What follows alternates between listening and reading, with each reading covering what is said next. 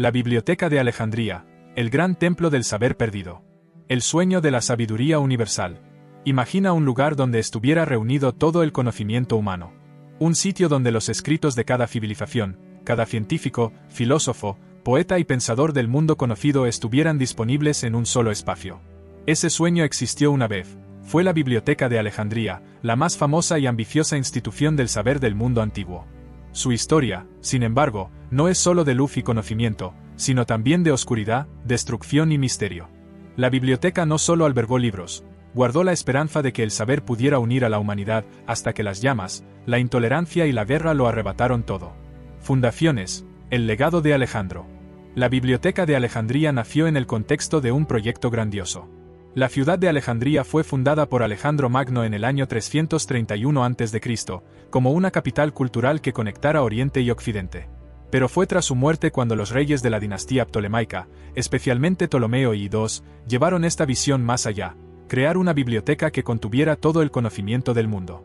El proyecto era titánico, recopilaban obras de todos los rincones del mundo antiguo.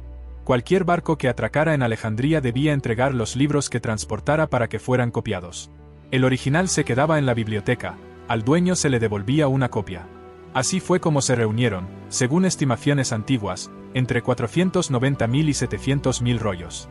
Incluso si esas cifras son exageradas, la magnitud sigue siendo abrumadora. Más que una biblioteca, un centro del pensamiento global.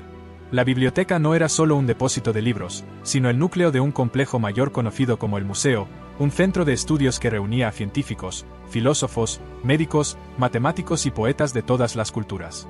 Nombres como Euclides, Aristarco de Samos, Herófilo o Eratóstenes, quien calculó la circunferencia de la Tierra con sorprendente precisión, formaron parte de este entorno. Gracias a la traducción de textos de culturas extranjeras, se preservaron y difundieron obras del antiguo Egipto, de Persia, de la India y del mundo semita. Fue también en Alejandría donde se tradujo al griego el Antiguo Testamento en la llamada versión de los 70, fundamental para la expansión del judaísmo, más tarde, del cristianismo. La primera catástrofe, Julio César y el fuego. La historia de la destrucción de la biblioteca está llena de enigmas. El primer golpe, según las fuentes, ocurrió en el año 47 a.C., cuando Julio César llegó a Egipto para intervenir en la guerra civil entre Cleopatra y su hermano Ptolomeo XIII.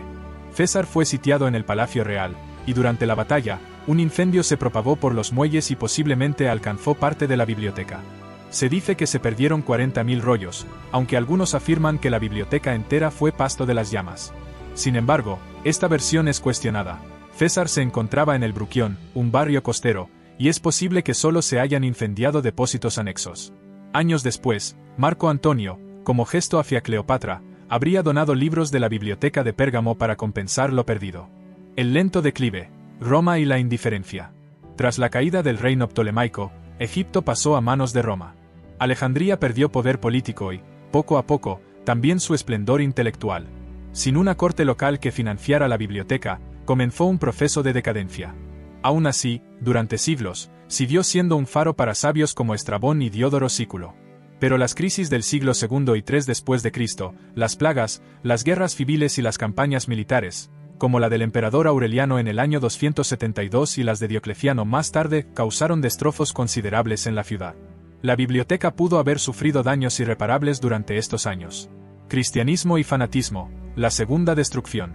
Con la llegada del cristianismo como religión oficial del Imperio Romano en el siglo IV, la situación se tornó crítica. Para los cristianos más radicales, los textos antiguos representaban el paganismo que debía ser eliminado. En el año 391, bajo el mandato del emperador Teodosio, se promulgaron leyes contra las prácticas paganas.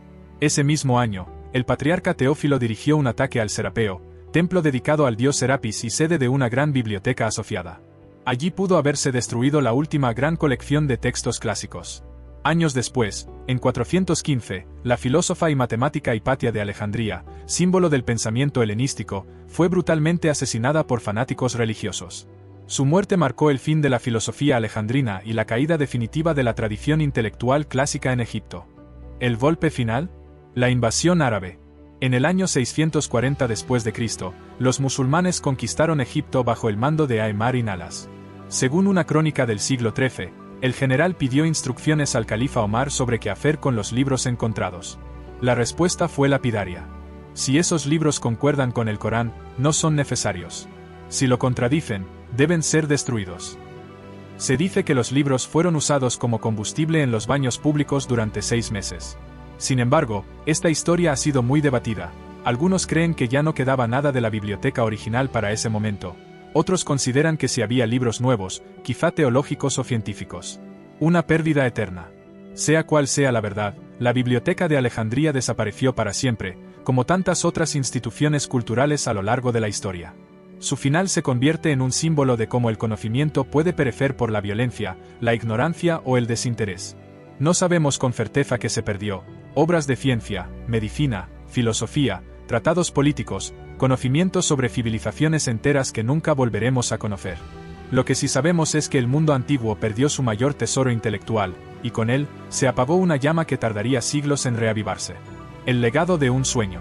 La Biblioteca de Alejandría representa el mayor intento de la humanidad por reunir todo su conocimiento en un solo lugar.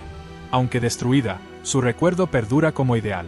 En cada biblioteca moderna, en cada centro de estudios, en cada buscador de la verdad, late todavía el espíritu de Alejandría. En palabras de Jorge Luis Borges, quien soñó con una biblioteca total: el paraíso debe ser una especie de biblioteca. Y quizás, si lo fue alguna vez, ese paraíso terrenal existió en Alejandría.